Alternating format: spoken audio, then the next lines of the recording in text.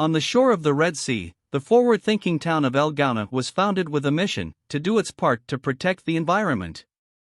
As I sat under the welcome shade of a cluster of palm trees, my gaze drifted over the calm waters of the lagoon ahead of me, and was caught by a line of neatly labeled terracotta rubbish bins.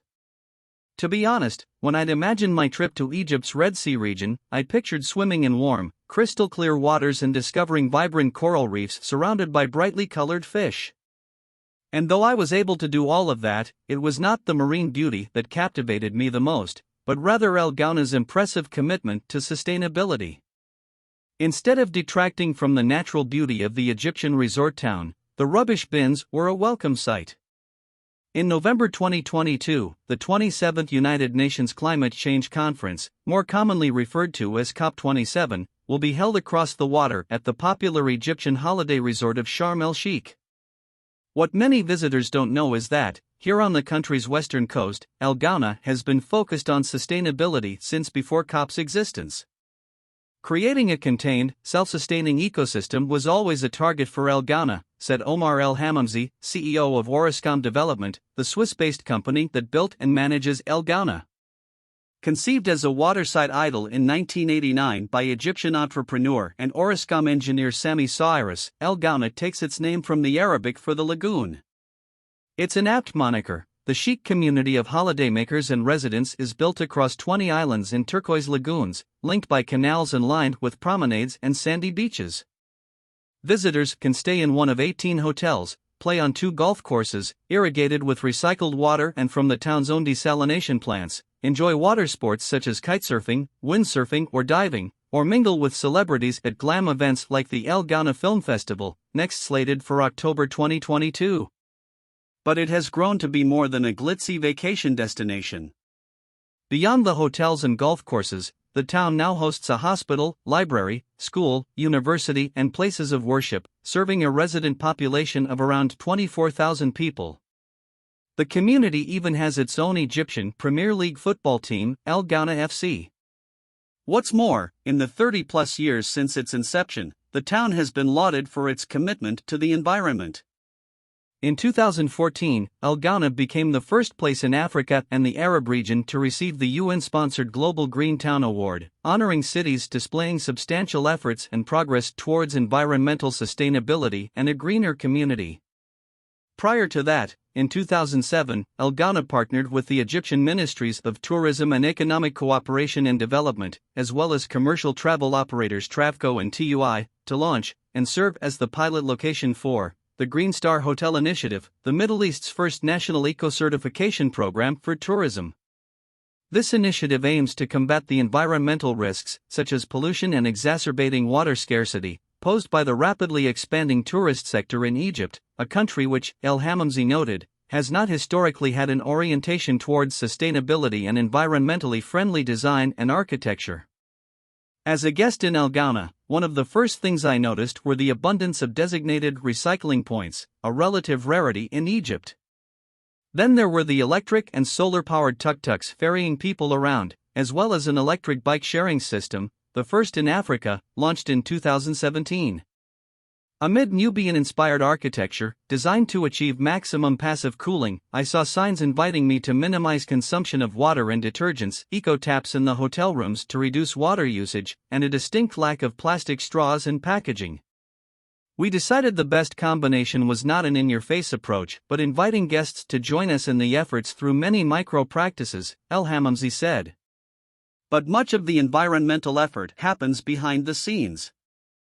According to Zainab Ibrahim, a professor in the School of Hospitality and Tourism at Canada's Algonquin College, who wrote her thesis on tourism development and the environment on the Egyptian Red Sea coast, these measures include the wastewater treatment plant, the recycling and solid waste treatment plant, the use of locally sourced biodegradable materials. More specifically, the resort town has a zero-waste system, meaning that more than 85% of all waste is reused and recycled, and it recycles 100% of its water, a process I was able to see when I clambered up a ladder to look down on the vast reservoirs of its wastewater management plant. Around 6,700 cubic meters of wastewater is treated per day, to be used principally for irrigation. Two desalination plants, some of the first on the Red Sea and the very first to utilize energy-efficient low-temperature desalination, meet 95% of Elgana's drinking water needs. The town also has an on-site recycling plant that converts all its plastic into rubbish bags, clothes, and hangers, and, as I found out during lunch one day, it sources 40% of its food locally. Elgana Farm plays a key role in this latter endeavor, producing olive oil, dates, jojoba oil, to be used in skin and hair products, wool and meat. Visitors can arrange tours by talking to their hotel reception. The 8 lagoons of the town's fish farm provide fresh seafood, while the various hotel gardens grow herbs and vegetables, think fragrant thyme, basil, mint and coriander, bounties of garlic and spring onions, and trees laden with pomegranates, mangoes and figs. The resort's environmental ethos is a draw for residents as well for eco-conscious entrepreneurs. While browsing in her wellness boutique beside the marina one afternoon, I met Norshek Fawzi, co-founder of local health and beauty brand Norshek, who came to Elgana from Cairo for the sustainable lifestyle it offers and the progressive attitude of locals. "The place brings the people, and the people make the place," said Fawzi, who launched Norshek with her husband, Nabil, in 2020. That lifestyle and attitude extends to social consciousness as well, a value that's particularly evident in Elgana's Egyptian House, a store-cum-workshop in Abu Tig Marina. The space brings together 5 brands that help women in Elgana and the surrounding region generate income through the sale of sustainable handicrafts, all the while reviving traditional Egyptian craft skills. One of the brands is Malaika Linens, which teaches women hand embroidery and entrepreneurship. Co-founder Goya Gallagher said they were led to open their first Egyptian store here because of Elgana's environmental commitment.